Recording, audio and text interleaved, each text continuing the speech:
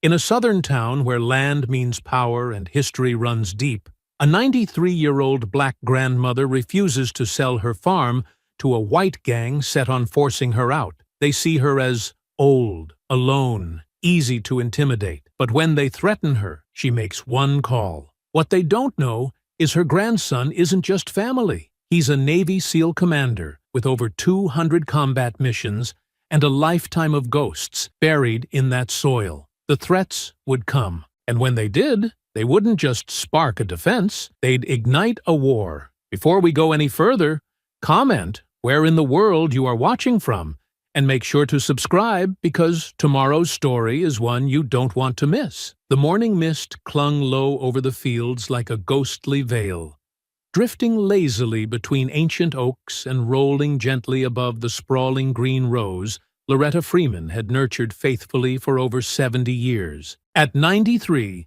she still rose before dawn, not because she had to, but because the land spoke most clearly in these silent moments when the world was still asleep. Loretta stood quietly on her porch, hands worn and calloused from decades of honest labor, eyes bright and steady as the first golden rays stretched slowly across her acres. This was not merely farmland. This was her family's legacy, her history, etched deep into every blade of grass, every stubborn weed, every sunlit patch of earth. Her family had claimed this ground shortly after emancipation, carving out freedom and dignity from the same soil that once bore their chains. Her parents had struggled, her grandparents before them too, weathering storms of prejudice and hostility that most would never comprehend. Every generation faced the same quiet threat, an unspoken resentment that clung to this county like mud to boots. Loretta carried this legacy proudly,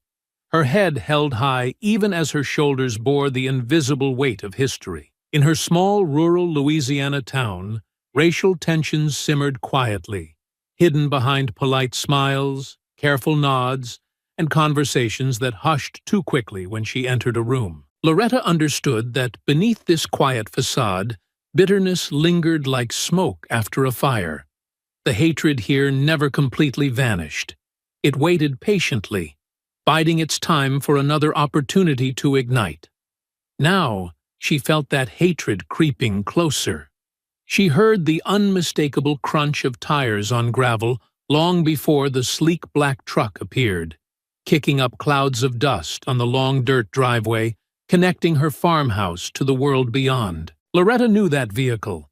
It belonged to Wyatt Graves, a man accustomed to bending others to his will. He stepped from his truck with practiced arrogance, his rugged face set in a casual, confident expression, dark eyes sharp as knives. Wyatt was younger, strong-built, and moved like someone accustomed to getting his way. But Loretta had faced men like him before, men who assumed they held power simply because they spoke louder or pushed harder. "Mornin', Ms. Loretta," Wyatt drawled, touching the brim of a hat he wore more for appearance than practicality. "Another beautiful day out here on all this land of yours.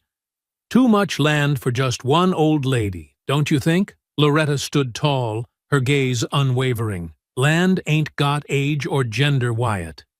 It's just land, family land. And it ain't yours." Wyatt chuckled lightly, shaking his head. "Well now, Ms. Loretta, we've been through this. You know plenty well you'd do better to sell. Lot of folks here think it's time this place belonged to people who'll make better use of it. Folks who fit better, if you get my meanin'." Loretta stepped down from the porch slowly, dignity guiding every step. "I know exactly your meanin', Wyatt Graves. You ain't the first to think you can bully me off this land, but I ain't movin'. Not today, not ever." Wyatt's pleasant facade slipped just slightly, a subtle hardness flickering behind his eyes. "You might reconsider that stance soon. It ain't safe to be so stubborn, especially at your age. You live way out here alone. People get hurt, Miss Loretta. Accidents happen." Then, without breaking eye contact, Wyatt turned and walked toward the old scarecrow that had stood in Loretta's fields for decades. With one sudden, violent motion, he yanked it from the ground, dragged it closer to the porch, and propped it up against her steps. Reaching into his coat, he pulled out a matchbook, struck one, and set the scarecrow ablaze. Flames hissed and crackled as dry straw erupted, smoke curling into the quiet air. He didn't speak. He just watched the fire burn for a moment, then looked back at Loretta with a slow, crooked smile. Loretta's jaw tightened. She didn't blink, but the fire danced in her eyes. "You threatening me, Wyatt?" He smiled coldly. "No threats, Ms. Loretta. Just being neighborly. Would hate to see something unfortunate happen.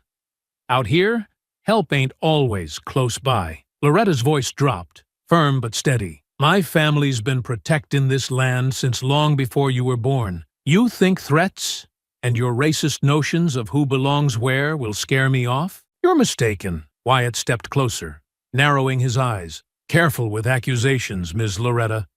Nobody mentioned race. I'm just saying, there's folks in this county who won't stand forever for your attitude.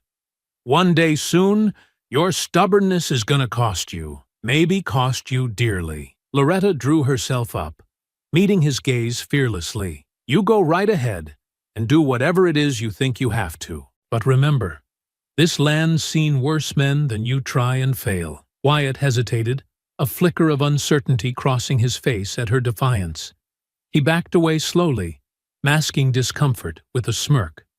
"Suit yourself, but remember, old lady, pride never stopped bullets or fire. Your time is running out, whether you accept it or not." Without another word, Wyatt turned and climbed back into his truck, leaving Loretta standing unmoved as dust rose in his wake. She waited until the vehicle disappeared down the long driveway, then exhaled slowly, hands trembling slightly. With anger she refused to show in front of him. Quietly, she reached for her phone, dialing a familiar number quickly. The line connected instantly. "Isaiah," she said, voice steady but carrying urgency.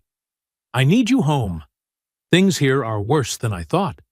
Wyatt Graves and his people, they're not just talk anymore." Thousands of miles away, Commander Isaiah Freeman paused mid-action, instantly alert. "Grandma," he said calmly, his voice focused and strong. "I'll be there as fast as I can. Stay safe. No one's taken our home." Loretta pocketed the phone and gazed out across her land, illuminated now by full daylight, her heart filled with a quiet strength, knowing the challenges ahead might be fierce, even dangerous, but she would never yield an inch.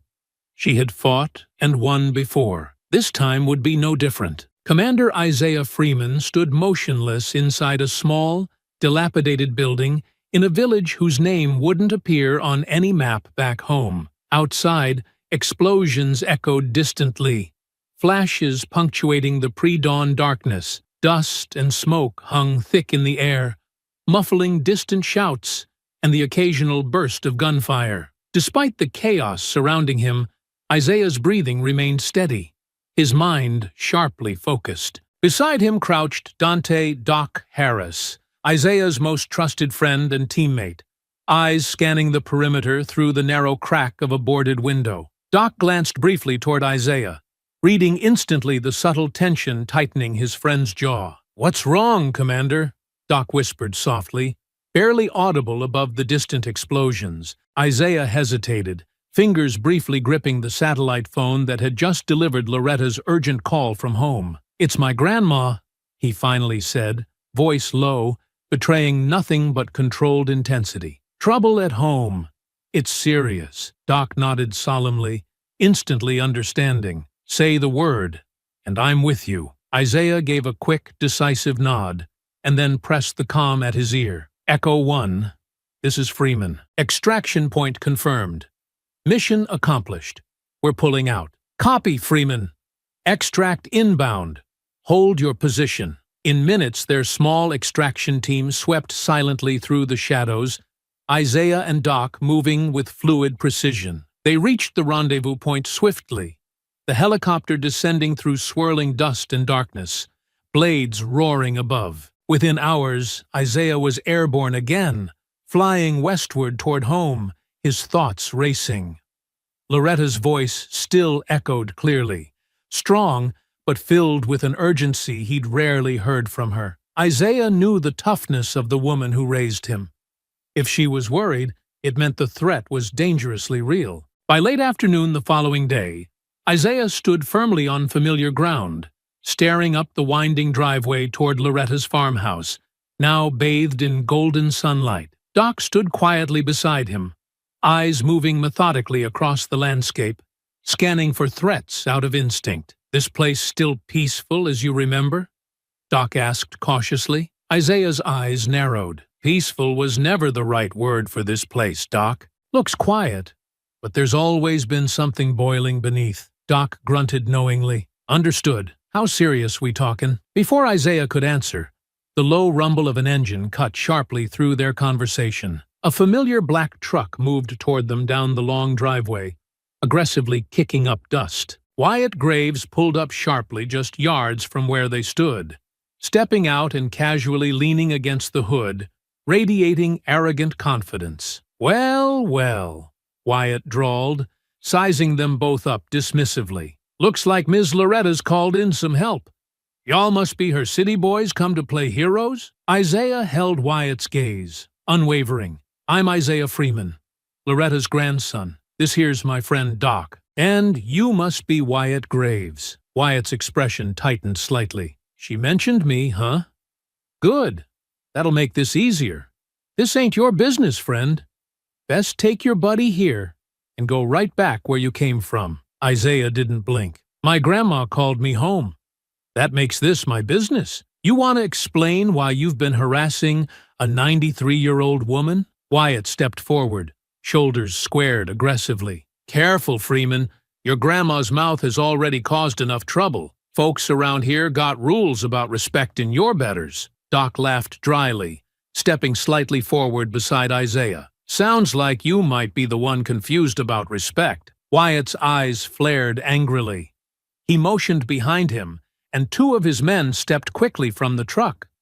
All three approached confidently, certain their numbers would intimidate the newcomers. "You city boys might think you're tough," Wyatt sneered, "but down here, we settle things differently. Maybe it's time someone taught you some manners." Wyatt lunged forward suddenly, throwing a punch aimed directly at Isaiah's jaw, fully expecting it to land. Isaiah smoothly sidestepped, countering swiftly with trained precision, his fist connecting sharply with Wyatt's ribs, sending him staggering backward in shock. Wyatt gasped, eyes wide with stunned confusion and rage. He rushed Isaiah again, swinging wildly. Isaiah dodged effortlessly, strategically blocking and landing precise strikes that visibly weakened Wyatt's resolve. Nearby, Doc faced the other two men, calmly stepping into their attacks, deflecting punches fluidly, his movements practiced and decisive. One thug tried grabbing Doc, but quickly found himself flipped hard onto his back, dust rising around him. The second man landed a solid hit against Doc's jaw, momentarily stunning him. But Doc quickly regained composure, retaliating swiftly, delivering a punishing blow to the man's stomach, dropping him to his knees. Wyatt, breathing heavily, faced Isaiah again, this time approaching warily, anger overshadowed by hesitation. Isaiah stood confidently, his stance steady. Wyatt's knuckles tightened as he squared up once more, the confident swagger now stripped from his face. Dust clung to his boots, and a fresh bruise swelled along his ribs, where Isaiah had landed a clean strike moments before. The other two men were still struggling to regain their footing, but Wyatt wasn't ready to retreat. Not yet. He hadn't come here to lose a fight to a man he assumed was soft from city life, especially not a black man standing between him and what he believed was his. "You think you can come back here and play protector?" Wyatt spat, circling slowly. "You think you're better than us?" Isaiah didn't answer. He watched Wyatt's posture, the way his right shoulder dropped ever so slightly before each swing. That weakness was a signal. He was favoring his side now, likely cracked a rib. Isaiah waited. Let him burn his energy. Wyatt lunged again, more cautious this time, trying to feint left and catch Isaiah with a hook. But Isaiah read it easily, blocking low and stepping inside the punch to counter with an elbow straight to Wyatt's sternum. The blow forced a grunt from deep in Wyatt's chest. He staggered back, gasping for air. But before Isaiah could follow through, one of the thugs lunged in from the side, catching Isaiah with a heavy swing to the back of the neck. Isaiah dropped to one knee, vision flashing white for half a second. The hit heavier than expected. The man followed up, trying to tackle him fully. But Isaiah spun low, hooking his attacker's ankle and twisting sharply. The man hit the ground hard, landing awkwardly on his shoulder with a yell of pain. "Get up!" Wyatt roared to his men. "Put him down!" Doc, just steps away, was locked in a rough grapple with the other thug. Both men slick with sweat and dust. The thug landed a punch to Doc's ribs, making him wince, but Doc leaned into the pain, twisting the man's wrist until he screamed and dropped to his knees. Doc didn't hesitate. He drove a knee into the man's jaw, clean and fast, sending him collapsing into the dirt. But before Doc could exhale, Wyatt's first man, the one Isaiah had just tripped, scrambled up with a metal pipe ripped from the side of Wyatt's truck. He swung it blindly at Doc, grazing the side of his arm. The impact split skin, blood slicking Doc's sleeve. Doc turned sharply, eyes flaring.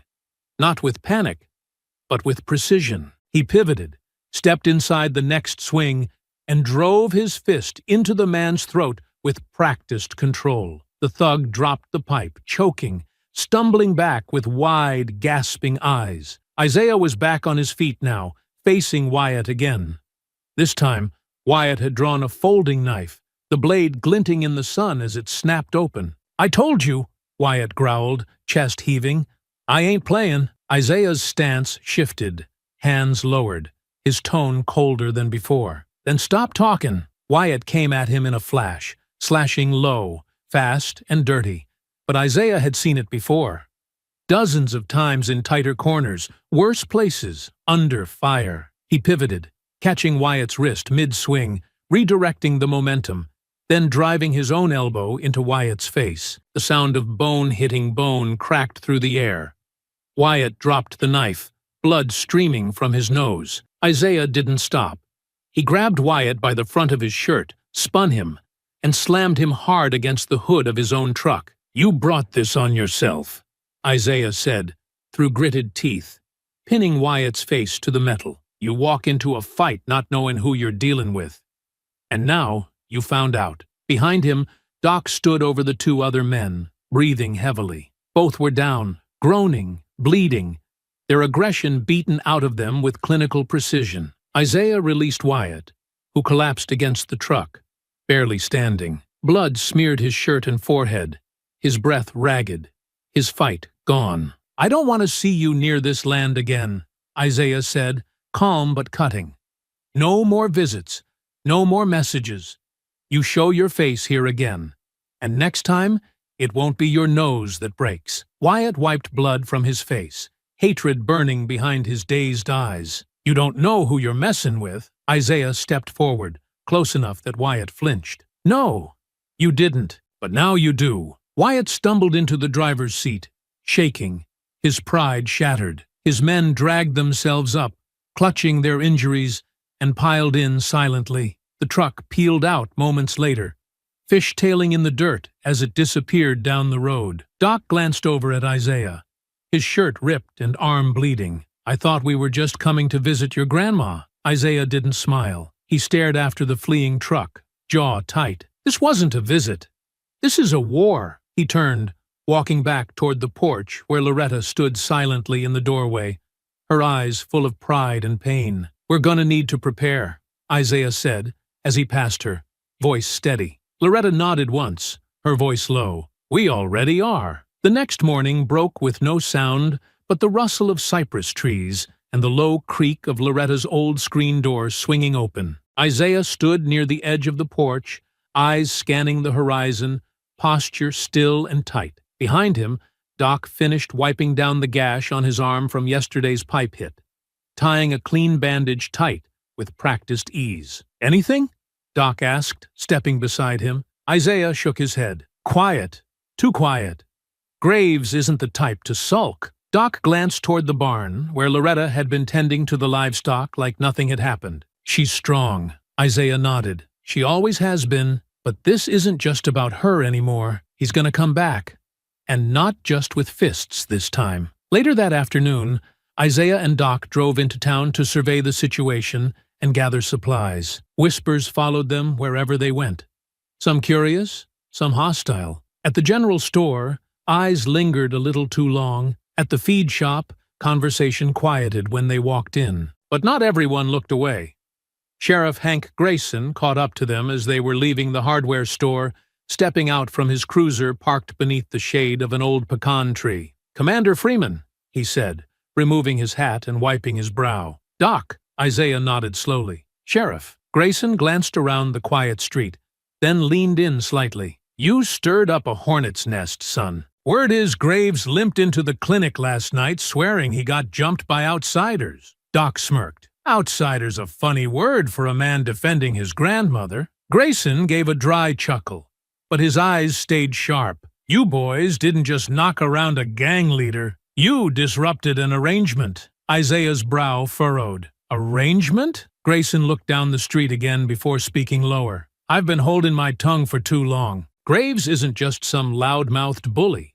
He's a broker. He launders land for bigger players, moves money, buries threats. Cartels got stakes in this town, and they use him to keep things quiet." Isaiah folded his arms. "You're just now saying this?" "I've had my hands tied for years," Grayson admitted. "Too many state officials lean on me to look the other way. Every time I tried to push, something happened. A deputy reassigned, a fire downtown, a witness disappearing. But if you're really staying, really fighting, I'll feed you what I know." Isaiah glanced at Doc, then back at Grayson. "We're staying, and we don't need badges to deal with corruption." Grayson looked over his shoulder again, then pulled a folded map from his pocket. "Graves's cousin owns a property on the edge of town. Used to be a sugarcane plant. Now it's a storage depot. But it ain't sugar they're moving through there anymore. I've seen trucks coming and going at midnight, marked with fake company names. I couldn't get close, but you might." Isaiah took the map, tucking it into his vest. "Good. Let them think we're just guarding a farm." Back on Freeman land, Isaiah and Doc spent the evening reinforcing the property. They mapped out key sight lines, marked blind spots around the barn, and laid sensor-triggered trip alarms across the fence line. Isaiah buried low-profile camera units facing each approach road, connecting them all to a makeshift hub in the tool shed. Doc nodded as they checked the feed. "You're turning this place into a forward operating base." Isaiah's voice was flat. "Better to be ready and not need it." They trained some of the younger locals, too. Quiet farmhands, mechanics, a few former veterans, men and women who'd grown tired of being afraid. Isaiah taught them how to use basic surveillance, how to spot a tail, how to hold a position. Doc ran them through drills in the fields, silent movement, coordinated signaling, improvised defense. It was rough, but effective. For the first time in years, the town began to believe that they didn't have to take Graves's abuse lying down. And that's when the retaliation came. It started with burned crops on the edge of Loretta's land. Acres blackened overnight. Then came the dogs, her livestock poisoned. A shed was torn apart in the night. Fencing slashed. Messages were left, carved into her barn wall with crude hatred. But there were no bodies, no faces to blame. Just damage. Isaiah took one look at the wreckage and knew this wasn't just local trouble. These attacks were tactical. Professional. Clean entries. No prints. No sound. "This isn't Graves," he muttered. "He doesn't have this kind of discipline." Doc crouched by the cut fencing. "But someone wants us rattled." Isaiah went straight to the shed, where the surveillance feed backed up his suspicion. The grainy footage showed masked figures moving with military precision. The truck they used bore plates registered to a defunct construction firm out of Baton Rouge.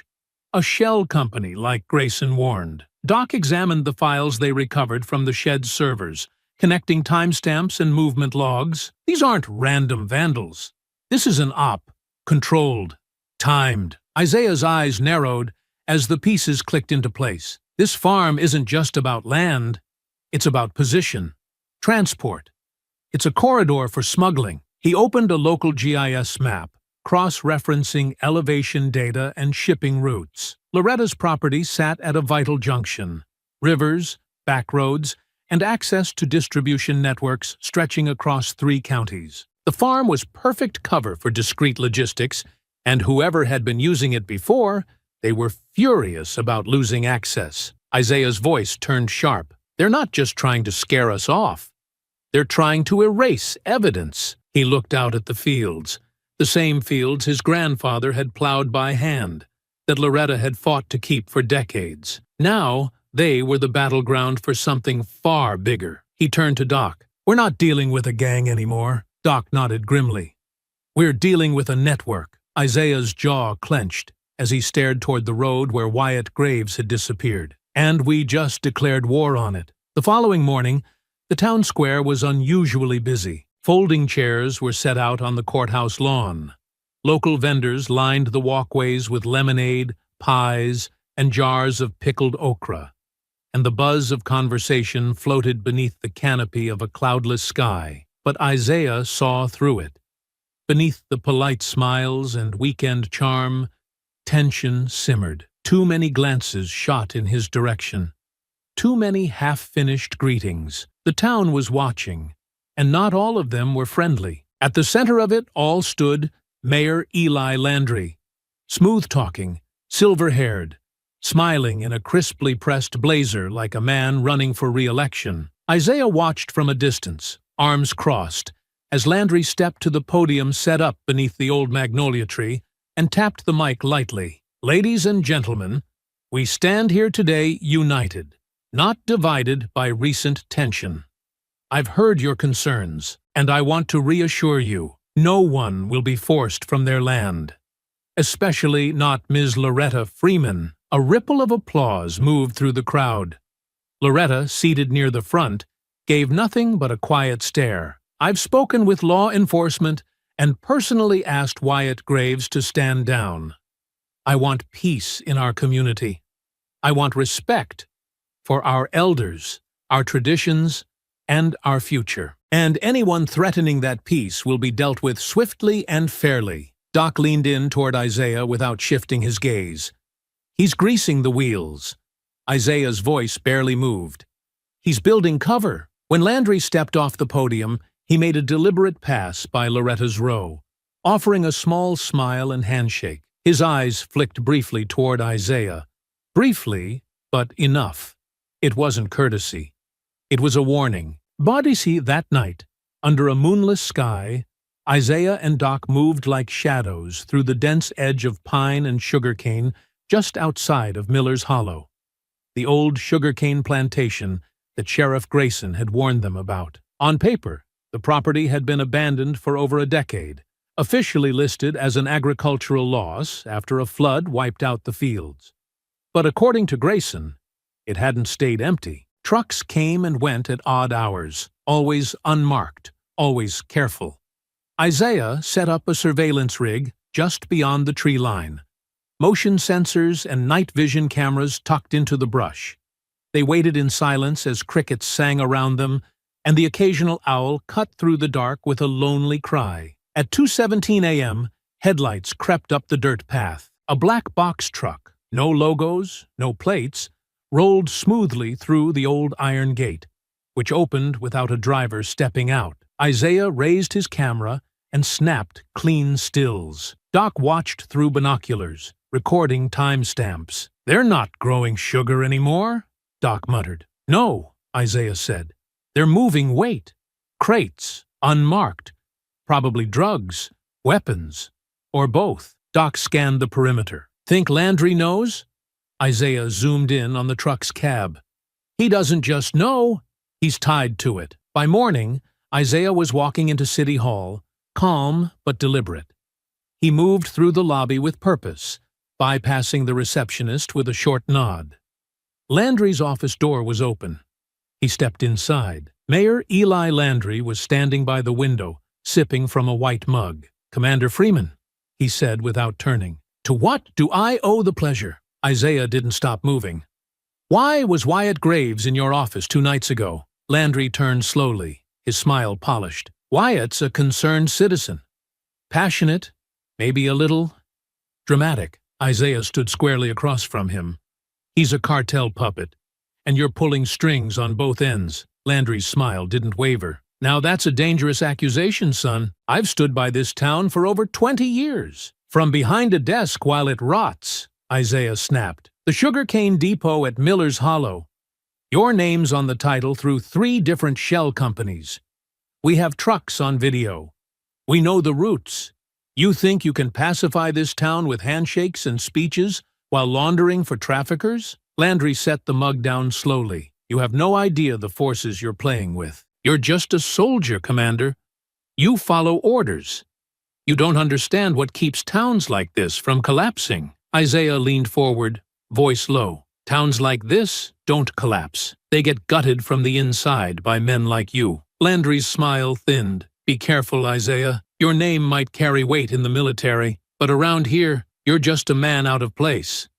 This isn't a battlefield, it's politics." Isaiah's gaze didn't move. "Then you're about to find out what happens when politics runs into a man trained for war." Back at the farm, Isaiah gathered Doc and Sheriff Grayson in the shed, the surveillance footage playing back on a dusty screen. They tracked every truck's movement, documented every face, every crate, every license plate.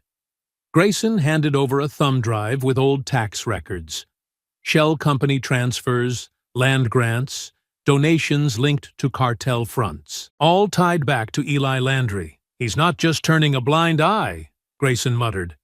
"He's the one lighting the fuse." Doc scanned through the video logs. "They've got a window. Saturday night, Route 12, clear by Saturday. It's all over these texts." Isaiah nodded. "We set the trap." They spent the next 2 days prepping the land like a forward base. Trip wires, pressure alarms, flares rigged to motion sensors, and silent alert feeds synced through portable monitors. They leaked false intel through whisper networks that a back trail off Freeman land was unguarded, prime for moving product out before the feds caught on. Saturday night came quietly, too quietly. Then, like clockwork, 4 trucks, masked men, same unmarked vehicles. They breached the west fence line fast, like they'd done it before. Isaiah and Doc lay in wait inside the barn loft, scoped in, calm and still. Sheriff Grayson was hidden near the tree line, body cam live, a drone circling overhead. Then Graves stepped from the first truck, armed, confident, ready to finish what he started. Isaiah waited until every piece was in place. Then the floodlights roared to life, flooding the field in white-hot brilliance. The masked men froze. The trap snapped shut. Isaiah and Doc descended like ghosts. Tactical, brutal, clean. Within minutes, half of Graves's crew was down or restrained.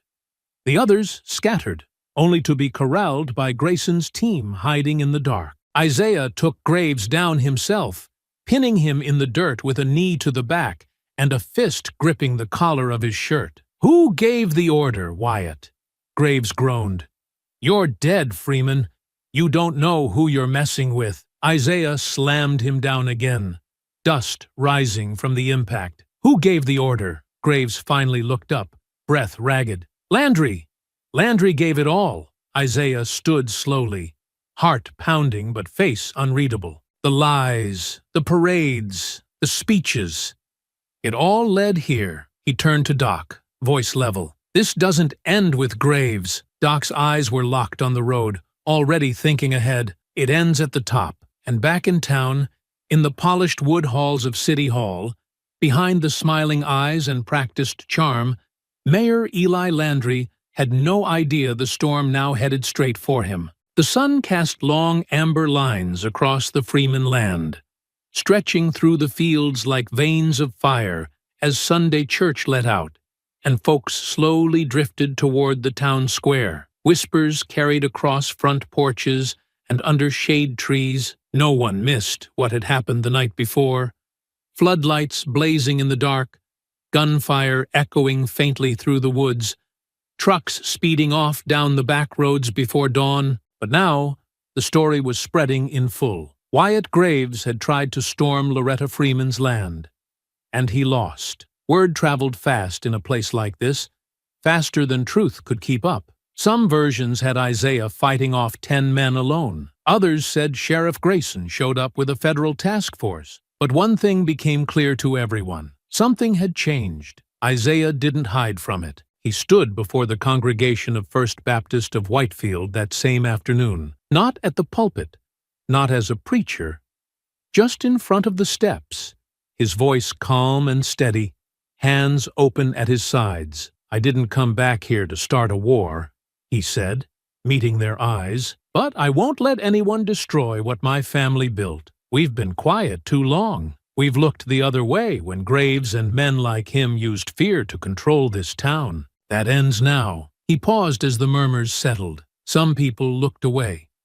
Others nodded, slow and deliberate. "They came onto my grandmother's land in the middle of the night with weapons. They weren't just threatening us. They were threatening you, your homes, your silence, your future.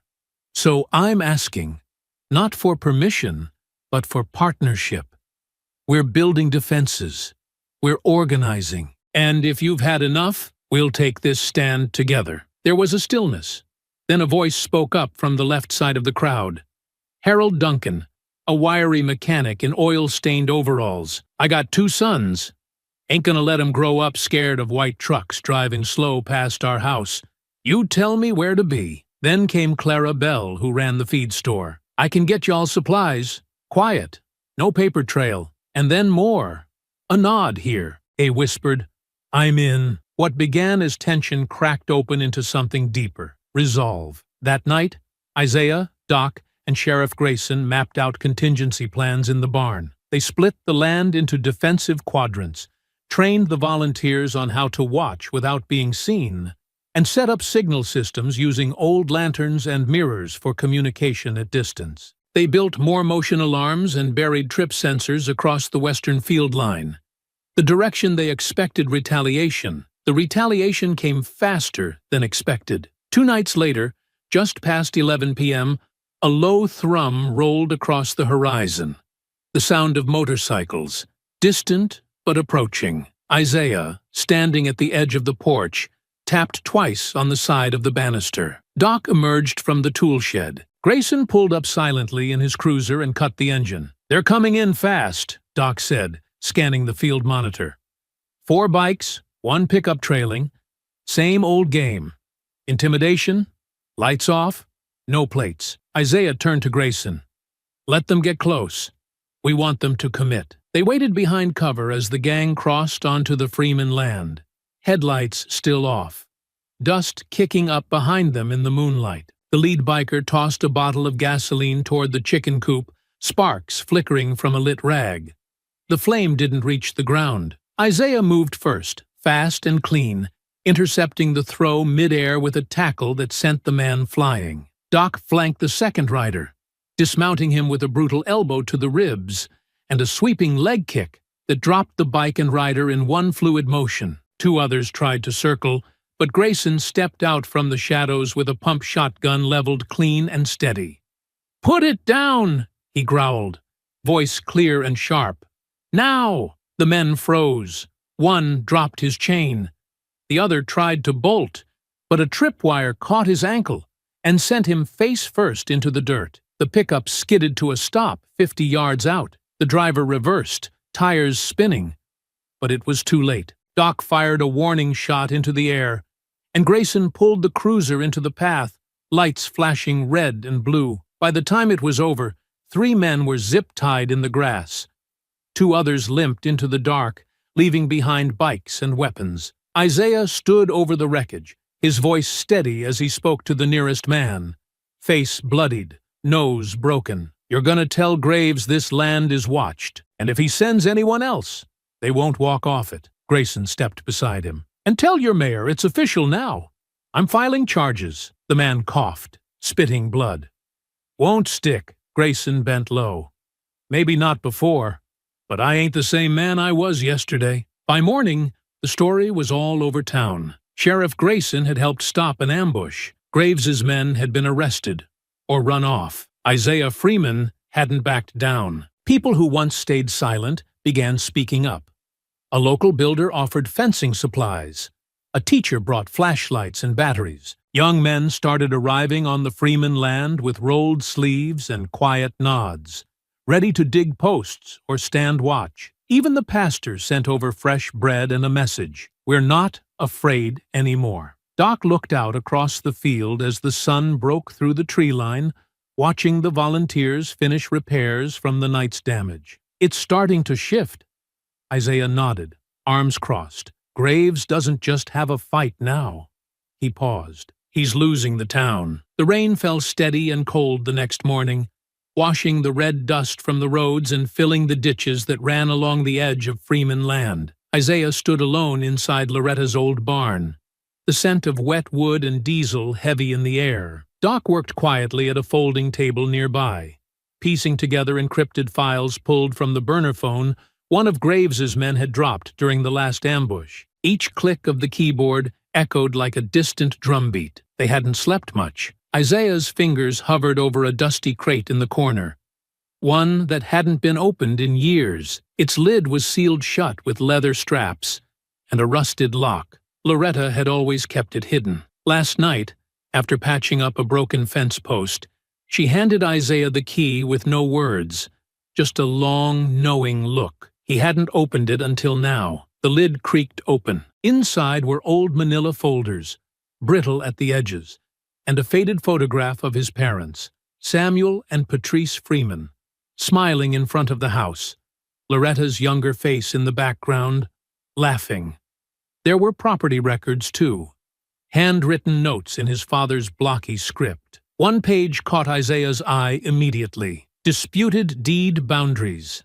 C. Landry. He froze, reading the words again. He'd been no more than 10 when his parents died. Car accident was all anyone ever said. But that summer, he remembered whispers in the kitchen, hushed arguments late at night. And one night in particular, when his father came home bruised, face hard as stone, refusing to speak. He always assumed it was a robbery gone wrong, a tragic accident. But what if it wasn't? Doc's voice pulled him back. "I cracked it," he said, sliding a flash drive across the table. Encrypted folder, buried in the phone. Took hours to decrypt. Isaiah plugged it into the laptop, the screen illuminating rows of coded emails and contract logs. Doc leaned over his shoulder. "Most of it's cartel logistics, shipping manifests, transport timelines. But look at the coordinates tied to these shipments." Isaiah clicked open the geotags. One after another, they pinged back to southern Louisiana, Loretta's farm marked in red. His throat tightened. "They weren't just using her land as a backdoor route," he murmured. "They were protecting it, planning around it. Its strategic infrastructure to them." Doc scrolled further, stopping on one email header. From E. Landry to Delgado Group. He opened the thread. The body was brief but chilling. Freeman land still contested. Pressure increasing. Recommend escalation before next quarter. Isaiah stared at the screen, heart pounding. Delgado Group was a known cartel shell used for laundering, cover operations, and political influence. Landry had been communicating directly. Escalation wasn't a reaction. It was a long-planned decision. Doc exhaled, jaw clenched. Landry's in this deep, state-level deep. Isaiah backed away from the desk slowly, fists clenched at his sides. "They've been circling this land since before I was born." "Your parents," Doc said quietly. "What if they knew? What if that's why?" Isaiah didn't answer. He stood frozen, staring at the screen, heart pounding so loud it drowned out the rain outside. The files, the map, the emails, it was all connected. And now the questions he'd carried for decades were no longer just ghosts. They were pointing at something real. He turned slowly, walked away from the table, and crossed the barn toward the back door. His boots echoed heavy against the wooden floor. The rain was still falling, steadier now, soaking the ground, turning the fields into long strips of red mud. He stepped outside into the mist and followed the narrow path to the porch, where Loretta sat in her rocking chair, wrapped in a wool shawl, her gaze lost somewhere beyond the tree line. Isaiah stopped in front of her, water dripping from his jacket, his voice low and tight. "You knew." She didn't look up. "I found Dad's notes," he continued. "The deed dispute, the arguments with Landry, that photo from the crash site, and now this, emails from Landry to Delgado, calling our land critical infrastructure. Planning escalation. None of this was random." Loretta slowly turned her eyes toward him. They were steady, but behind them lay something deeper. Grief and something else just as sharp. Resolve. "I asked you once," Isaiah said, voice trembling now, "about the night they died. You told me it was the rain. Said the road was slick. You let me believe that for 30 years. "I did," Loretta replied softly. "Because you were 10 years old, and already carrying more pain than any child should." Isaiah stepped closer, fists clenched at his sides. "Did Landry kill them?" Loretta exhaled through her nose. "Not with his hands, but yes, he's the reason they're gone." Silence filled the space between them like thunder that never struck. "He'd been circling the land for years," Loretta said. "Your father was kind. Thought he could reason with evil. He believed in process, in paperwork and town meetings. But when they started threatening your mama, he stopped playing polite. Told Landry face to face he'd never sell. 2 weeks later, the brakes gave out. I knew before the sheriff even showed up." Isaiah's jaw locked. "And the sheriff? The investigation? Buried," she said. "Just like them. The old sheriff was on Landry's payroll. Told me it was an accident. Said the roads were wet and folks make mistakes. But I saw the damage. I saw the dents on the back bumper. I saw your daddy's blood under his fingernails when they pulled him from that car." Isaiah sat down on the porch steps, rain soaking into his jeans. His breath was shallow, eyes locked on the gravel path leading out to the main road. "I fought wars overseas thinking I left all the real enemies behind. But the ones who killed my family were right here the whole time." Loretta didn't respond. She didn't have to. After a long silence, Isaiah stood again. His voice was no longer trembling. It was grounded even. "They killed my parents for this land, and now they're coming for it again. But this time, I'm here." Loretta's expression didn't change, but a flicker of something passed through her eyes. "They thought we'd fold. That one generation would give up what the last one bled for. But they didn't count on you." Isaiah nodded slowly. "I'm not just protecting what's ours. I'm going to expose every name, every lie, every dollar they moved through this place. Delgado, Landry, all of them." He turned and headed back toward the barn, the rain washing down his back. The pain of the past finally crystallized into purpose. As he stepped inside, Doc was still at the table, scanning through the files. "You good?" Doc asked without looking up. Isaiah's voice was firm. "Not yet, but I know what needs to be done." Doc glanced over. "Then let's do it." Isaiah moved to the map on the wall, tapped the cluster of red dots encircling the Freeman property. "We take these files public. Grayson already suspects. We get the press, the feds, someone who isn't bought. We draw them out." Doc nodded. "And if they push back?" Isaiah stared at the pin over his home. "Then we bury them, same as they tried to do to us." Outside, the rain began to slow, the clouds breaking just enough to let a pale sliver of light push through. It stretched out across the sodden fields, illuminating the soaked earth with a faint glow. For the first time, Isaiah didn't see the rain as weight. He saw it as cleansing. And what came next would be the storm they didn't see coming. Night fell thick over Freeman land like a heavy curtain, swallowing the last traces of pale dusk. The air had gone still, unnaturally quiet. No wind rustling the pines, no crickets singing in the brush. Even the livestock huddled close to the barn, uneasy, noses twitching at something they couldn't name. Isaiah sensed it too. He stood on the front porch beside Doc, eyes narrowed toward the woods. "They're coming," he said quietly. Doc didn't ask how he knew. How many? Enough to make a statement, Isaiah replied. But not enough to win. Doc cracked his knuckles and checked the sidearm on his hip. Time to make 'em regret showing up. Moments later, the first shot rang out.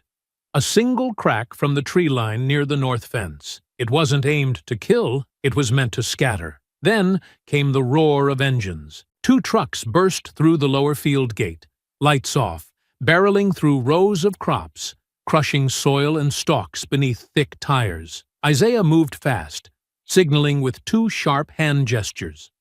Floodlights surged on around the barn, casting stark shadows across the open yard, just as masked men began spilling out of the trucks. They came with bats, pipes, machetes, expecting fear, chaos.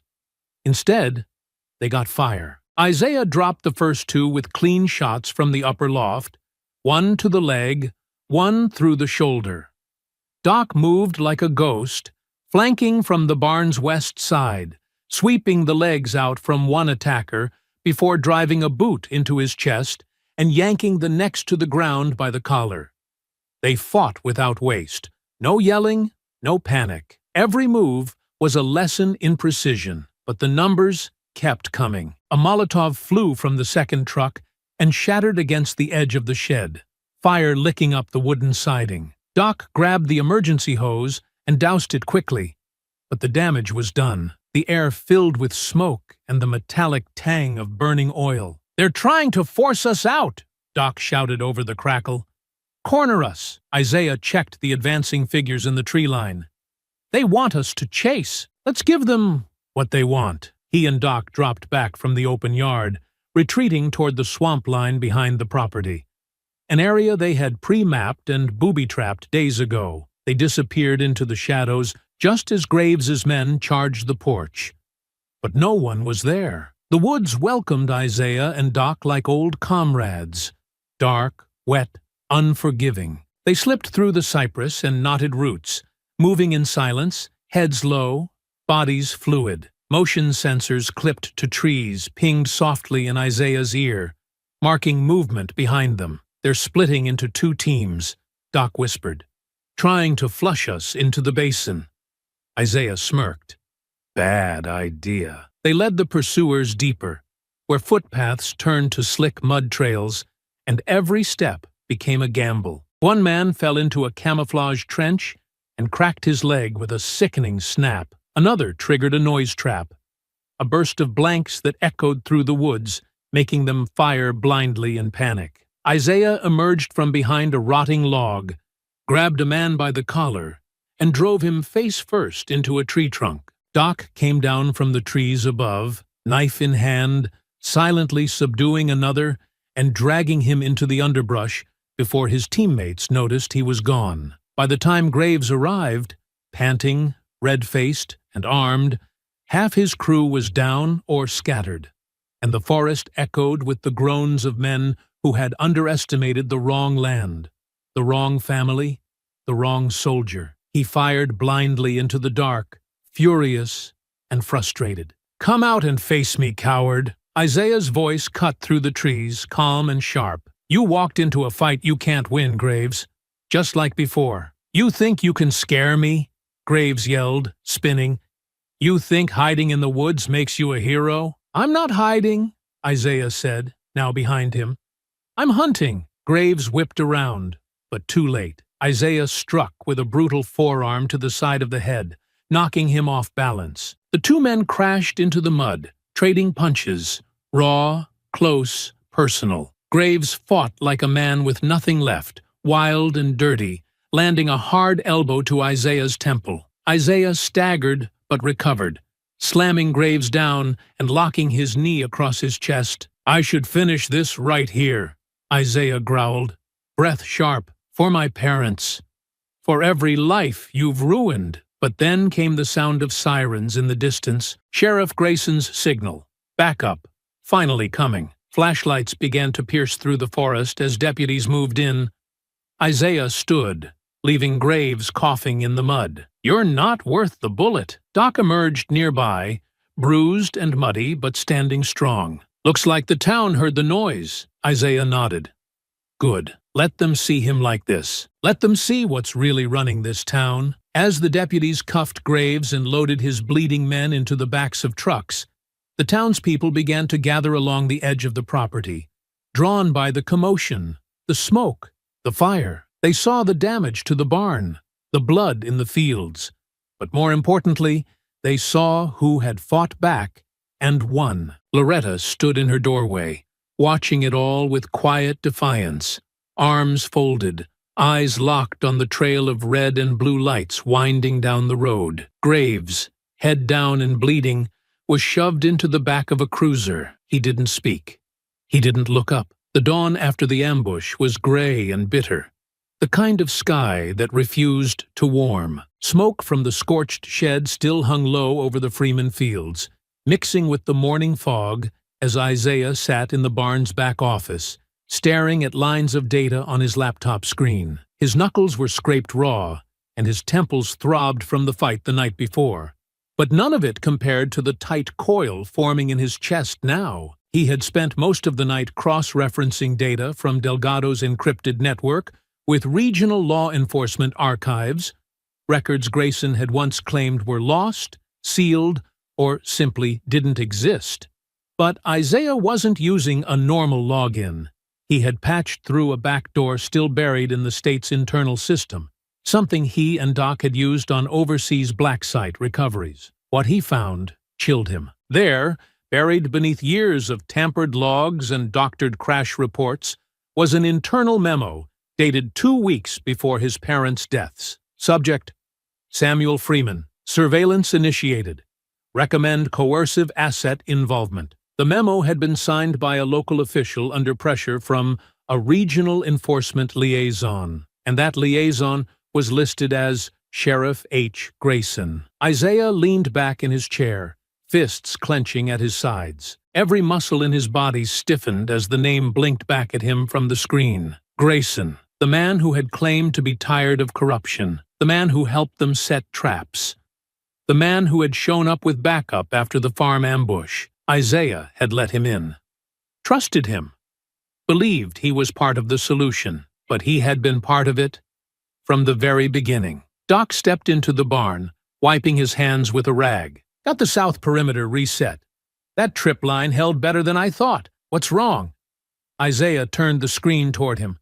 Doc leaned over, reading, then went still. No, he said flatly. Grayson? Isaiah nodded once, jaw tight. He didn't just look the other way.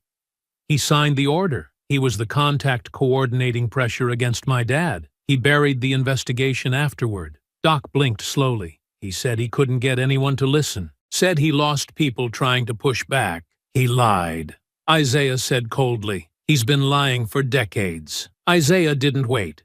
He found Grayson standing near his patrol car on the edge of the property line, speaking with one of his deputies about hauling off the last of Graves's gear. The sheriff looked tired, mud still on his boots from the swamp, his badge dulled by soot. Isaiah walked straight up and tossed a printed copy of the memo onto the hood of the cruiser. Grayson glanced down at it, then back at Isaiah. His face didn't flinch, but his eyes told the truth. You knew, Isaiah said. You were in on it. You helped cover up their deaths. Grayson swallowed slowly. It wasn't supposed to go that far. Isaiah stepped in closer, fury rippling beneath his voice. They trusted you. I trusted you. All this time, you played both sides. I was young, Grayson said. Just made deputy. I was told to monitor your father, told he was causing unrest, refusing offers, that he was linked to activists the state considered a threat. You killed him for owning land, Isaiah growled. I didn't kill him, Grayson snapped. But I helped silence the fallout. I signed the reports, looked the other way. I did what I was told. By who? Isaiah demanded. Grayson hesitated, then glanced toward town. Landry didn't start this. He's just the latest steward. Orders came from Baton Rouge, State Business Council, real estate trusts tied to oil and rail. They saw your family as an obstacle. Isaiah's voice hardened. So you became the obstacle instead. Grayson's shoulders sagged. I was a coward, and by the time I saw what they really were, it was too late. I stayed in the role because I thought I could undo it from the inside, keep it from getting worse. Isaiah stared at him for a long moment, the weight of betrayal sitting like lead in his chest. You don't get to clean your conscience on my soil, he said. You want to help now? Fine, but don't ever think I forgive you. Grayson nodded slowly. I won't ask you to. Isaiah turned and walked away, the printed memo still fluttering in the breeze behind him. Doc waited by the barn, eyes unreadable. Well, he asked. Isaiah exhaled sharply. He admits it. Says it was bigger than him, that it still is. Doc looked toward town. Then we make it smaller. Isaiah nodded. We burn the rest down. No more lies, no more layers. The betrayal cut deep, but it sharpened his focus. The rot ran wider than he imagined. But now he had names, proof, and clarity. The cartel wanted silence, but Isaiah had found his voice, and they were going to hear it. The wind was sharp that afternoon, rattling the windows of the tool shed where Isaiah sat alone, his elbows resting on the edge of Loretta's old writing desk. The light filtering in through the high window fell across a series of newly decrypted files laid out in front of him. Documents that had taken days to sort through, buried under layers of cartel proxies, fake real estate trusts, and political donation trails. But now they told a story. And it wasn't the one he expected.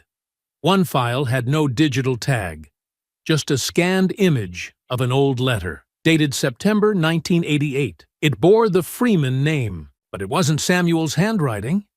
It was Loretta's.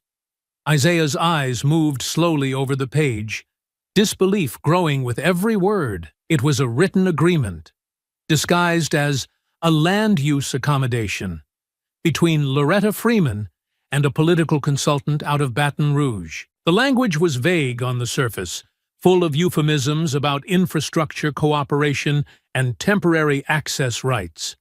But the metadata trail Doc had unearthed linked the signer of that agreement directly to the Delgado Shell Trust. Isaiah didn't move. The woman who had raised him with iron strength and unwavering defiance had once let the devil in the door. Doc entered quietly, a wrench still in his hand from working on the fence relay. Zay, I replaced the... Isaiah didn't turn. She made a deal. Doc stopped. What? Isaiah tapped the letter. Loretta, 35 years ago, signed over temporary land rights to a dummy firm that turned out to be the Delgado Group. She didn't know what they were at the time, but it was the opening they needed. That was the seed. Everything that followed. Landry, the pipeline interest, my parents' pressure. It started here. Doc approached slowly. Are you sure? Isaiah's voice was quiet, but hollow. She tried to protect the land.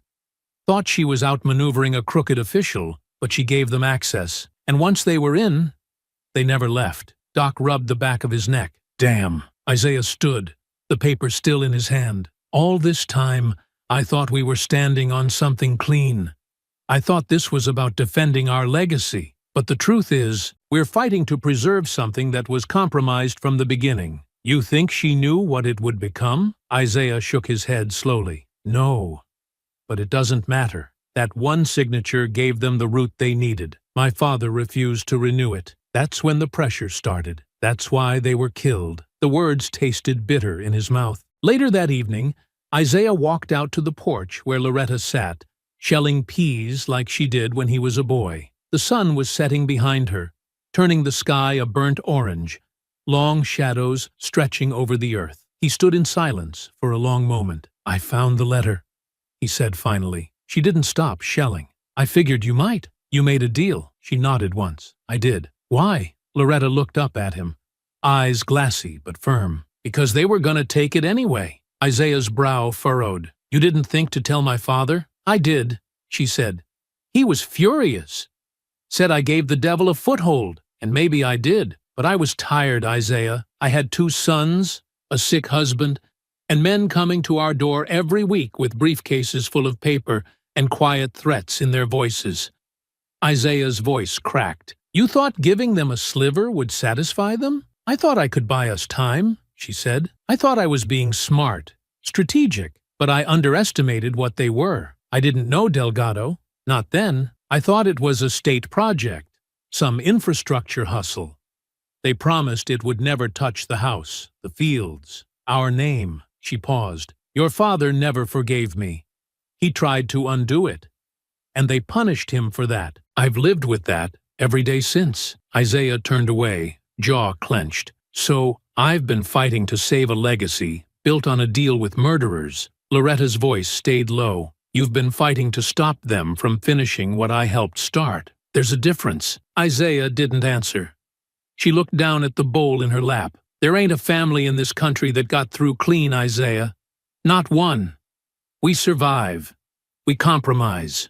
We pay. And sometimes the cost follows us into the next generation." "I don't know what to believe anymore," Isaiah said. "Every part of this feels poisoned." Loretta stood slowly, walked to the porch railing, and laid her hand on his shoulder. "You believe in what you're doing now. You believe in fighting for the people still here. That's the legacy worth saving. Not the papers, not the landlines, the people. The truth." He nodded, but the weight in his chest didn't ease. He walked out into the yard alone, the wind rising as dusk fell around him.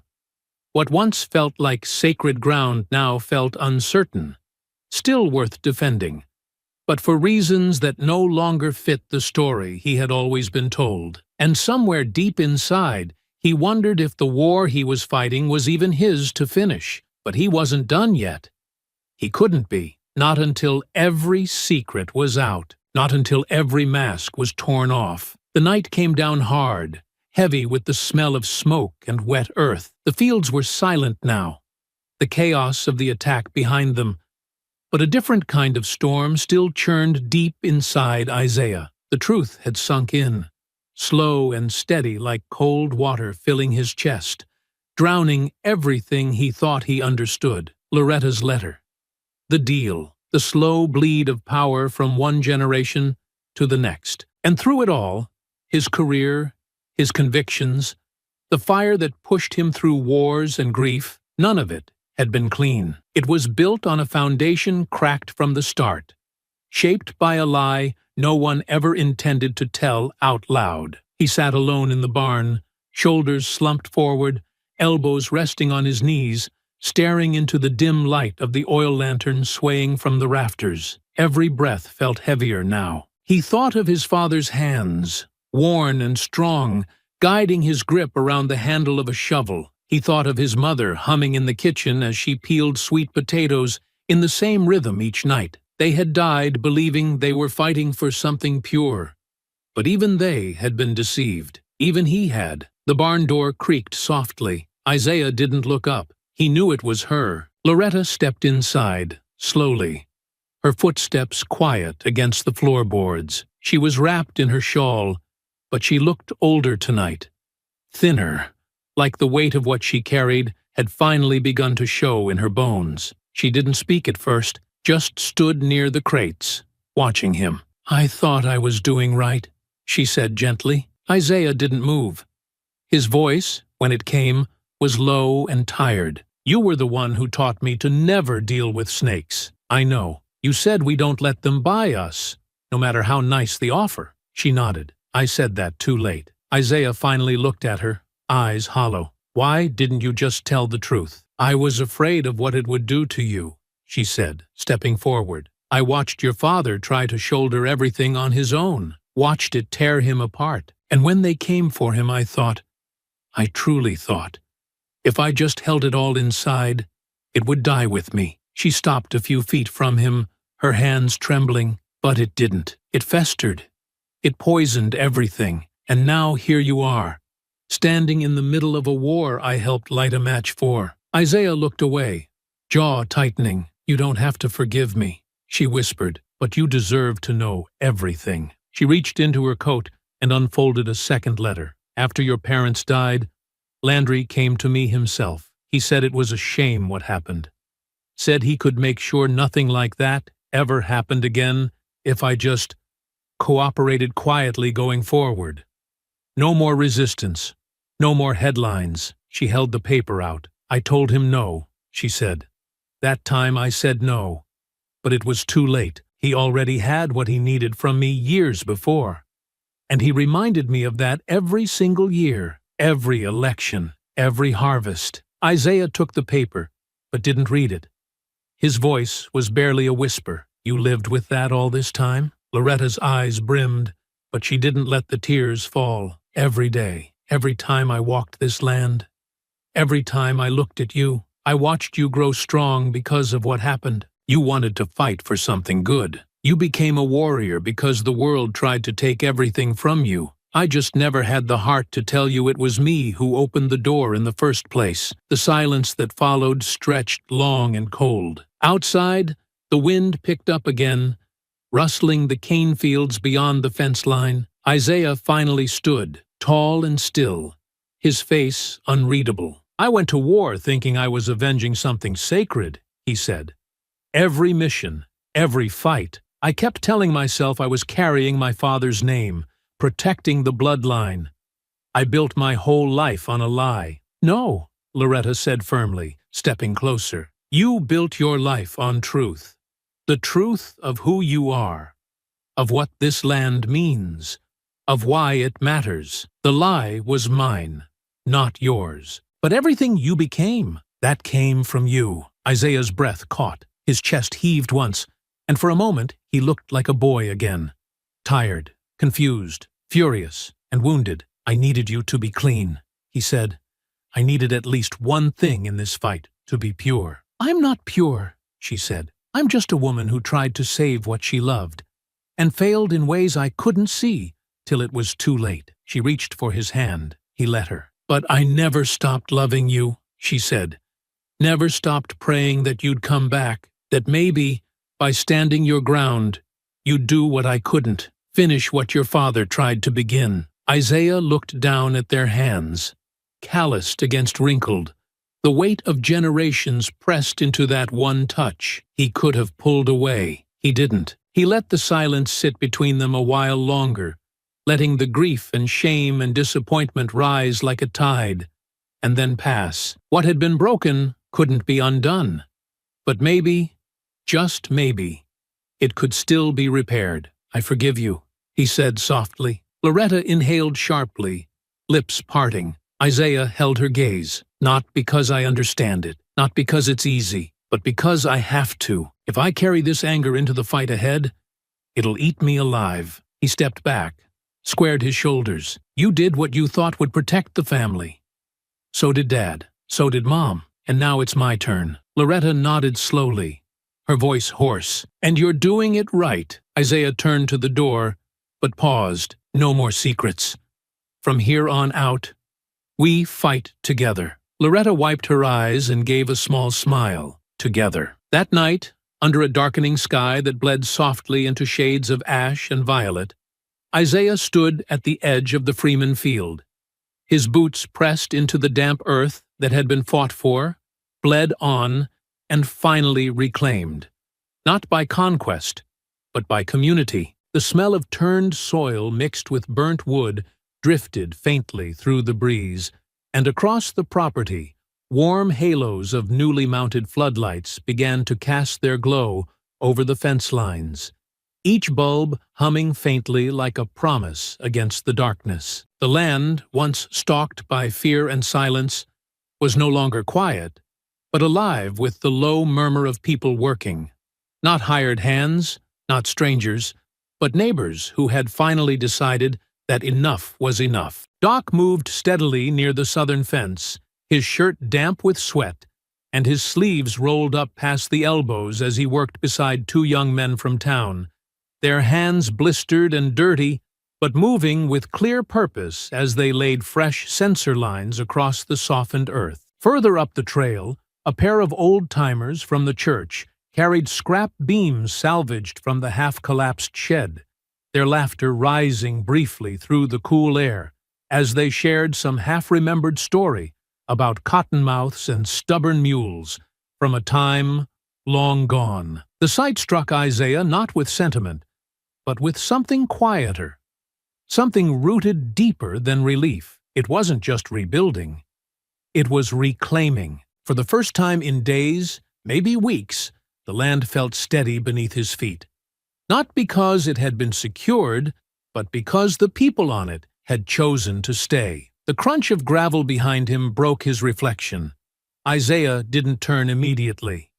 He knew the gate. Sheriff Grayson approached slowly, his hat in one hand and a sealed envelope in the other, his uniform dusty from travel, his boots coated in red clay. There was no ceremony in his steps, no swagger, just a quiet weight behind the movement of a man who had seen too much and said too little for far too long. Grayson stopped a few feet away, clearing his throat once, and extended the envelope without lifting his eyes. "I've been holding on to this longer than I should have," he said. "Didn't know how to look you in the face after what came to light, but you were right to keep pressing." Isaiah took the envelope, the thick paper cool in his fingers, and studied it before tucking it beneath his arm. He didn't say anything. Not yet. There was still too much inside him to be spoken casually. Grayson nodded, as if he understood. "It's everything I could gather without drawing attention to myself. Bank records, property transfers, shadow account numbers, campaign donors. All of them traced to Delgado through proxies and shell groups. Names you'll recognize, and a few you won't. But they all tie back to this town. It's all in there." Isaiah finally met his eyes, searching for something behind the older man's weathered expression. "Why now?" Grayson exhaled slowly, his shoulders sagging a little. "Because I'm tired of being a coward. Because watching you fight with no armor but truth made me realize I've been wearing a badge without honor for too damn long. And maybe this won't fix what I did back then, but it's a start." Isaiah didn't offer forgiveness. Not in words, not yet. But he didn't refuse the file either. And that was enough for now. As Grayson turned to walk back toward his cruiser, Isaiah made his way across the field, past the men repairing the eastern gate and the women organizing supplies by the barn. Every face he passed nodded in silent recognition. Not as a soldier, not even as Loretta Freeman's grandson, but as a man who had chosen to stay and see this fight through to its bitter, righteous end. Inside the barn, the air was warm with the scent of pine and metal, the kind of blend that reminded Isaiah of simpler days repairing tractors beside his father, back when the world still made sense in pieces and bolts. He spread the contents of the envelope across the workbench beneath the overhead lamp. The documents were dense, some in legal jargon, others in plain language, but together they painted a clear picture. Delgado hadn't just infiltrated the town, they had embedded themselves into the infrastructure of the state. The same companies pressuring Loretta decades ago now sat on advisory boards, controlled logistics routes, funded politicians, and bought silence by the acre. Every highlighted name was a betrayal. Every signature was a scar. But for the first time, Isaiah didn't feel overwhelmed by the scope of it. He felt prepared. The story wasn't just about land anymore. It was about legacy, what his family had endured, what his father had tried to fight quietly, and what Isaiah now carried forward with clarity. The files were the weapon now, not his fists, not his rank, not the decades of tactical training he had gathered across continents. These papers, cold, irrefutable truth, had the power to collapse an empire if delivered to the right hands. He thought back to that long conversation with Loretta, her voice trembling with guilt, her eyes never breaking from his as she finally admitted the part she played. Her mistake had set things in motion. His parents' defiance had cost them their lives, and his own life, his entire career, had been shaped not by some noble call to arms, but by pain, by a wound carved deep into the earth that no one had ever bothered to close. And yet, in the face of that revelation, he hadn't walked away. He had chosen to stay. Because the legacy wasn't a perfect past. It was the fight for a better future. Not a sanitized version of history, but a reclaimed one. Honest, messy, painful, and still worth holding on to. It was courage passed through generations, not in perfection, but in resilience. His father's quiet strength, his mother's unshaken resolve, his grandmother's stubborn will. They had all carried the weight so that one day someone could finally put it down. Isaiah looked out the barn window toward the house, where Loretta sat on the porch, the soft glow of the overhead lamp painting her silhouette in gold. She wasn't waiting for him to forgive her anymore. She wasn't asking to be cleared. She had told the truth and stood her ground. And now, so would he. Isaiah gathered the files, bundled them into a single folder, and slid it into the satchel near the barn door. There would be calls to make. Journalists, federal contacts, military friends who still owed him favors. This time, he wasn't going to fight them in the shadows. This time, he was going to expose every name in daylight. As he stepped back outside, the wind lifted softly through the cane fields, carrying with it the scent of earth and ash and something else. Renewal. The land would never be the same. But maybe, just maybe, that was the point. The morning sun rose slow and gold over Freeman land, casting long beams across the dew-covered fields and rooftops still blackened at the edges from the last assault. But something in the air had shifted. No longer just the weight of survival or resistance, but a tension on the edge of release. The kind that comes before the fall of something long protected by fear. Inside the barn, Isaiah fastened the final clasp on his satchel. The thick folder containing Delgado's network, bank trails, forged contracts, and names that had ruled their county from behind polished doors. He was no longer planning defense. He was executing justice. Doc stepped in, freshly shaven, his fatigue jacket buttoned neat to the collar. He scanned the room, then locked eyes with Isaiah. "You sure about doing this out in the open?" Isaiah gave a small nod. "That's the point. No shadows, no secrets. Not anymore." Doc's lips tightened into something between a smirk and a grimace. "Then let's make it loud." By noon, a crowd had gathered near the town courthouse. Not by summons, not by mandate, but through a string of quiet calls and word of mouth that spread like fire across Sunday breakfast tables. Farmers, business owners, teachers, churchgoers, all of them drawn by something they hadn't seen in a long time. Accountability on the horizon. Grayson stood on the steps in full uniform, flanked by two deputies who weren't bought, weren't buried, and weren't afraid to follow a sheriff who had finally stepped out from under his own mistakes. At exactly 12:15 p.m., Isaiah stepped forward onto the courthouse steps. He carried no weapons. He wore no armor. Just truth. Graves had already been hauled off days ago, still bruised and silent after the failed ambush. His men, what was left of them, were scattered, hiding or in custody, some already flipping under the weight of what they had seen in those woods. But Isaiah wasn't here for the foot soldiers. He was here for the man still smiling at ribbon cuttings and charity luncheons.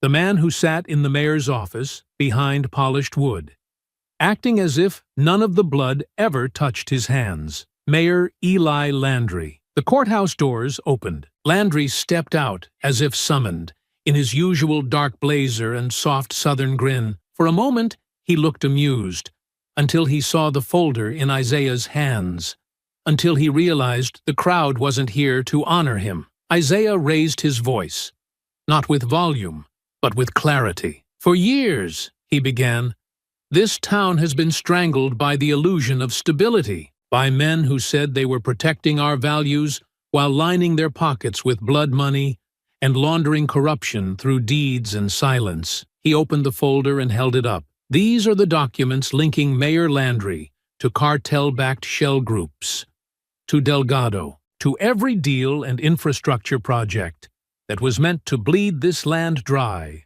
while we were too afraid or too tired to fight back." Gasps moved through the crowd like wind through leaves. Landry stepped forward, chuckling nervously. "Now, hold on. These are baseless accusations from a man with a personal grudge." Sheriff Grayson stepped beside Isaiah and raised his hand. "These documents have already been submitted to the State Attorney General's office, the FBI, and 3 federal journalists. Bank accounts are frozen as of this morning. Warrants are being prepared as we speak." The crowd was silent now, watching, waiting. Isaiah stepped closer to Landry, his voice steady. "You killed my parents with a pen, not directly, But you set the chain in motion. You leveraged fear, paid for silence, and tried to erase a family because we wouldn't bow. And now, the town that watched quietly is watching you." Landry's mask cracked. He turned to Grayson. "You think this absolves you? You helped me cover half of this, and I'll stand trial if I have to," Grayson interrupted. "But I'm not hiding anymore." The mayor looked at the crowd, his smile gone, his voice rising. "You all really going to believe this? This man came back with a soldier's rage and a vendetta. This is vigilante garbage." But no one spoke for him. No one stepped forward, because no one believed him anymore. Loretta arrived late, walking slow but upright, flanked by two of the oldest neighbors on either side. Her eyes met Landry's for a moment, and he looked away first. Grayson stepped forward and read the charges aloud. Abuse of public office, conspiracy, obstruction, laundering, and racketeering. One by one, each word a nail in a coffin that had waited decades to close. And when the deputies moved, Landry didn't fight. He didn't shout. He just went quiet, swallowed by the silence of a town that had finally found its voice. That evening, as the sun set behind the line of trees bordering Freeman land, the people of Whitefield gathered once more. This time not for defense, but for celebration. Children ran between long tables strung with lights. Elderly neighbors passed plates of food made from the very soil that had been defended. Old grudges seemed to soften as strangers shook hands and shared stories they once kept quiet. Isaiah stood near the porch where Loretta sat, wrapped in her shawl, a soft smile warming her face. He turned as Grayson approached, not in uniform this time, just a man with lines on his face and peace in his eyes. "You sticking around?" Isaiah asked. Grayson nodded. "If you'll have me." Isaiah didn't hesitate. "So long as you keep speaking the truth." Doc stepped up beside them, watching the laughter spill across the yard. "You ever think we'd get to this part?" Isaiah shook his head slowly. "Not like this. Not altogether." He looked out over the land. Not just fields and fences, but history reclaimed. "We're not the same town we were," he said.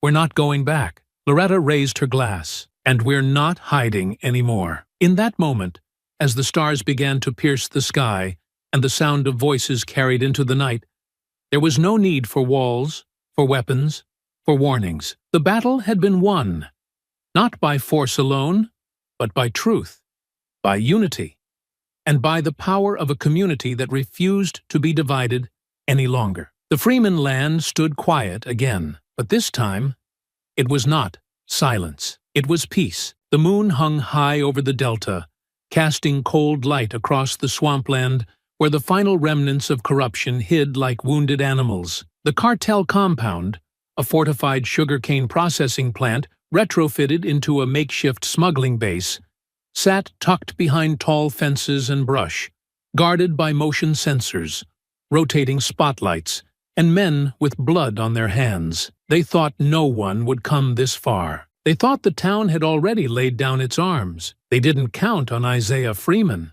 From a ridge beyond the tree line, Isaiah crouched in the shadows with Doc and 4 others, former SEALs, friends who owed him not favors, but loyalty carved from combat. Each one was dressed in dark tactical gear, faces painted with mud and shadow, hearts steady under pressure. Isaiah checked his watch once, then whispered the sequence through his comm. "Windfall 1, ready breach." To his left, Doc rigged the southern fence with a shaped charge, while 2 others moved along the canal to intercept the fuel generator powering the floodlights. The rest flanked west, toward the elevated catwalks that ran over the main warehouse. In 20 seconds, the perimeter would go dark. Inside the compound, cartel guards lounged with false confidence, smoking, pacing, checking their gear, unaware that the night was no longer theirs. At exactly 01 Garn, Isaiah gave the nod. The explosion at the south wall was tight and controlled, a sharp concussive thud that rocked the earth but left no flame. Simultaneously, the power grid snapped, plunging the entire site into pitch-black silence. Panic erupted from within. men shouting in Spanish and English, scrambling for weapons, switching on flashlights that only made them easier targets. Isaiah moved first, silent as wind, slicing through the outer fence and slipping into the compound like water through a crack. He darted between cover, crates, metal drums, abandoned forklifts, until he was behind the first two guards near the stairwell. He struck fast. The first never saw him, dragged down with an arm around the throat, body limp before he hit the dirt. The second turned just in time for Isaiah's elbow to meet his jaw, dropping him hard. Footsteps approached fast. Another guard rounded the corner, rifle raised. Isaiah stepped forward, disarming him with a smooth pivot, then drove his knee into the man's chest, followed by a crushing punch to the throat. Nearby, Doc breached the southern warehouse door and met resistance immediately. Two men opened fire from the catwalk above. Sparks danced as bullets pinged off metal walls. Doc ducked behind a pillar, then hurled a flash charge upward. The pop blinded both men long enough for him to move. He climbed fast, hands gripping the steel railing, and met them with unrelenting force. The first was dispatched with a blade to the thigh and a strike across the neck. The second tried to retreat. Doc tackled him clean over the edge, the two of them crashing down in a heap of grunts and dirt. "West corridor clear," Doc muttered into the comm, blood streaking his forearm. Isaiah entered the main hallway next, clearing rooms methodically. He caught one man trying to radio for help, slammed him face first into a filing cabinet, then spun as another lunged with a crowbar. They fought hand to hand, brutal and loud. Isaiah took a hit to the ribs, stumbled back, then retaliated with 3 quick jabs to the stomach, following with a headbutt that ended the struggle. The man dropped, unconscious. Alarms blared now. From the upper deck, a cartel enforcer emerged, massive, tattooed, eyes wild with adrenaline. He carried a tactical shotgun and wore Kevlar across his chest. Isaiah climbed toward him, dodging a blast that splintered the railing just inches from his side. At the top, they collided, steel against bone, rage against precision. The man swung with fury, but Isaiah moved with purpose. They traded blows, 1 to the chin, 2 to the ribs, then a grapple. Isaiah was lifted and slammed into the wall, pain blooming down his spine, but he used the momentum to twist the man off balance, driving his shoulder into his opponent's center mass. The gun fell. Isaiah recovered first, grabbed a pipe, and swung it hard across the back of the man's knees. The enforcer roared, collapsed, then tried to stand again, only for Isaiah to drop him with a clean, thunderous punch to the temple. Outside, gunfire cracked across the canal, where the backup team engaged fleeing gang members. One tried to escape on a dirt bike, was intercepted by a tripwire, and sent tumbling into a ditch. Another attempted to hide beneath an overturned supply truck. He didn't see Doc step in behind him, silent as a shadow, and deliver a knee to the base of his skull that ended the encounter clean. Within 12 minutes, it was done. Isaiah swept the last hallway, clearing the communication room. There, he found the final piece. Hard drives, burner phones, cache pallets, all proof of the operation's scale.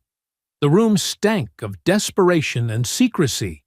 He snapped photos, copied drive data, then set a timed charge on the server hub. He stood for a moment before exiting, eyes tracing the cartel's map, still pinned to the wall.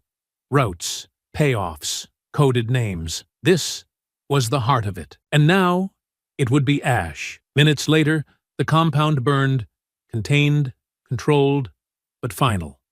No more hiding spots, no more safe houses, no more silence. Just flames licking the sky as Isaiah and his team moved back through the swamp, the fire behind them marking the end of a reign too long endured. By dawn, they stood once more on Freeman land, mud-streaked, sore but whole. Sheriff Grayson met them at the gate, eyes wide with the scale of what had just been dismantled. "Is it done?" he asked quietly. Isaiah nodded. "There's nothing left to hide behind.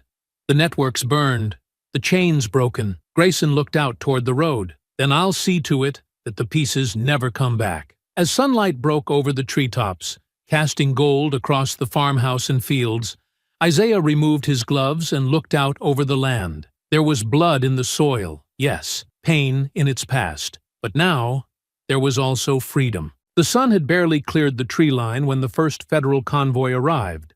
Unmarked black SUVs flanked by a pair of government sedans, followed closely by armored vans bearing the seal of the Department of Justice. Dust kicked up along the gravel roads as the vehicles rolled to a stop near the old mill site.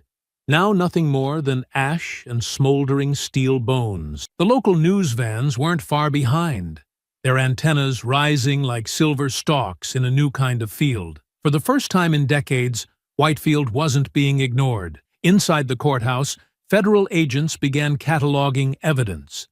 Binders, hard drives, burner phones, and photographs recovered from Isaiah's team during the raid. Sheriff Grayson oversaw the handoff.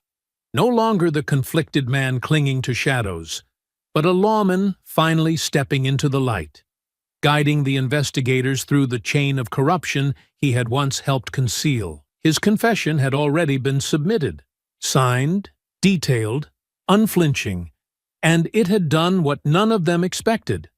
It had sparked a flood. Dozens of small-town officials across the state were now being investigated under a widening net of subpoenas and sealed indictments. Properties tied to Delgado fronts were seized in Baton Rouge, Lafayette, and the outskirts of New Orleans. A sitting state senator quietly resigned under mounting pressure. Behind closed doors, the Delgado group itself fractured, its upper command vanishing into private flights and locked accounts, too fast for most, but not all. Those left behind, accountants, enforcers, smugglers, were arrested in waves, pulled from mansions and motel rooms alike, their names logged, their assets frozen, their silence no longer bought. And at the center of it all was a stack of documents stamped Freeman Evidence File. Mayor Eli Landry, already removed from office, sat behind reinforced glass in a federal detention center 3 counties north, awaiting trial under RICO charges. His public defenders had made noise about political persecution, but the weight of the evidence was too overwhelming, too clean, too detailed.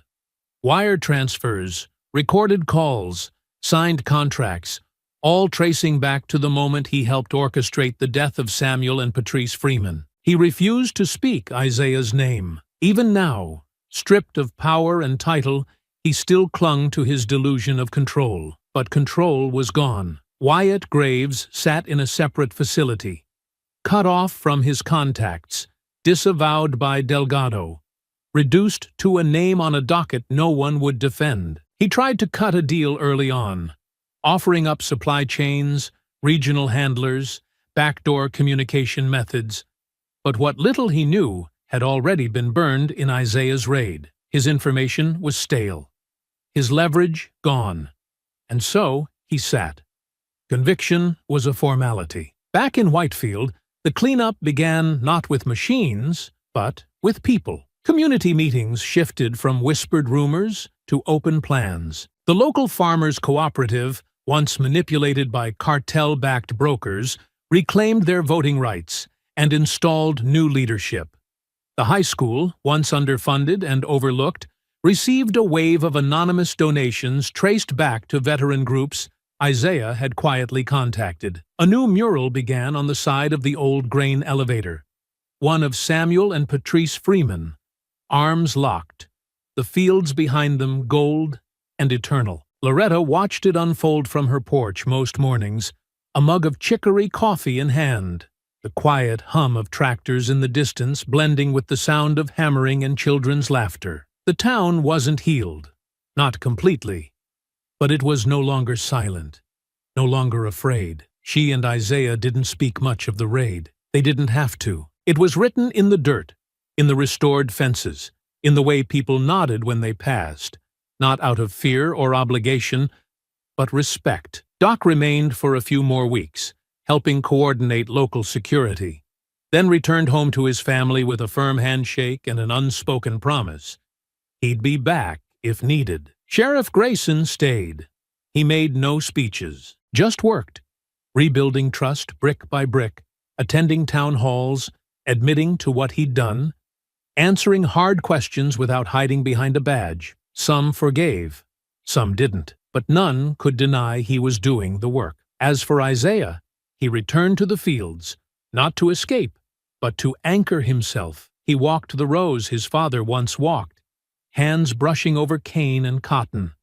The weight of legacy finally balanced between pain and peace. He didn't run from what had happened. He carried it. One afternoon, as the sun dipped low and the wind rustled the trees just right, he knelt beside the small stone markers beneath the sycamore tree, the resting place of Samuel and Patrice. He said nothing, just sat with them a while, the quiet between them full of memory and meaning. When he rose, he turned toward the farmhouse, where Loretta stood at the top of the steps, waiting. And together, they went inside, because the storm had passed. And now, it was time to rebuild. I hope you enjoyed that story. Please share it with your friends, and subscribe so that you do not miss out on the next one. In the meantime, I have handpicked 2 stories for you that I think you will enjoy. Have a great day.